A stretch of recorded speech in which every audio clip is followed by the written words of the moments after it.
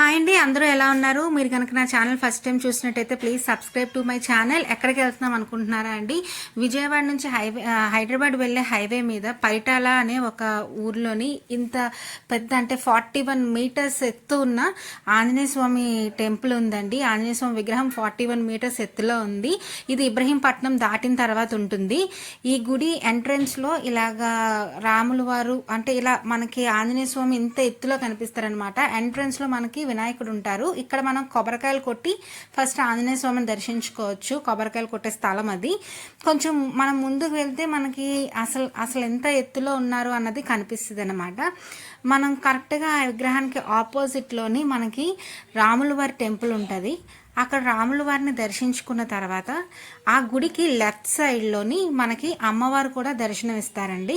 అమ్మవారు వినాయకుడిని మనం అందరినీ దర్శించుకున్న తర్వాత మనం కొంచెం ముందుకు వస్తే మనకి 41 మీటర్స్ ఎత్తున్న ఆంజనేయ స్వామి విగ్రహం కనిపిస్తుందండి.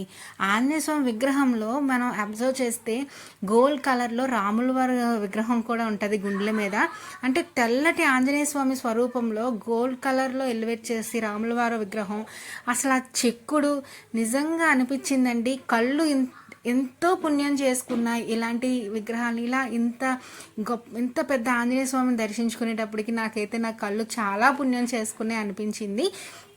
మామూలుగా ఇక్కడ ఇలా ఆంజనేయ స్వామి ఈ విగ్రహం కింద మనకి మామూలుగా గుడి ఉంటుందండి. గుడిలో ఆంజనేయ స్వామి ఉంటారు. ఆంజనేయ స్వామిని దర్శించుకున్న తర్వాత మనం ఇక్కడ మెట్ల దారి ఉంటుందన్నమాట. ఆ విగ్రహం దగ్గరికి వెళ్ళడానికి, అంత ఎత్తైన విగ్రహం దగ్గరికి వెళ్ళడానికి ఇలా మెట్ల ద్వారం ఉంటుంది.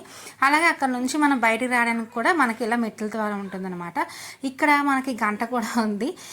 అసలు చెక్కుడు చూడండి, అసలు మాటలు లేవన్నమాట. ఎంత డీటెయిల్డింగ్గా చెయ్య, గద, కాలు, అస్సలు నిజంగా నాకైతే చాలా ఆనందంగా అనిపించిందండి. ఎంతో ధైర్యంగా. Thank you for watching.